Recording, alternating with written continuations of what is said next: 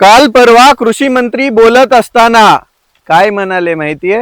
येणाऱ्या मान्सून मध्ये, येणाऱ्या खरीप हंगामामध्ये शेतकऱ्यांना खताचा तुटवडा जाणू शकतो, त्याच्यासाठी आम्ही खतांचं रेशनिंग चालू करणार आहेत. त्यानंतर बोलले युरियाची गोणी 45 वरून 30 किलोची करण्याचा आम्ही प्रस्ताव केंद्र सरकारला पाठवला आहे.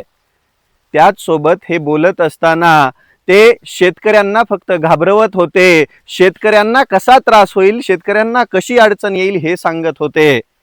पण मामा, बोलत असताना तुम्हाला हे का वाटलं नाही की तुम्ही म्हणावं शेतकऱ्यांना येणाऱ्या खरीप हंगामामध्ये हमी भाव भेटणार आहे, शेतकऱ्यांचं येणारं वर्ष हे खूप चांगलं असणार आहे? त्याच्यातलं काहीच सांगितलं नाही तुम्ही. वरतून म्हणलात की 92% पाऊस पडणार आहे, वरतून म्हणलात 3 महिने पाऊस खूप कमी असणार आहे. म्हणजे तुम्ही बोलत असताना फक्त शेतकऱ्याचं कसं वाटोळं होईल हेच बघता का? अरे कधीतरी चांगल्या गोष्टी करा रे.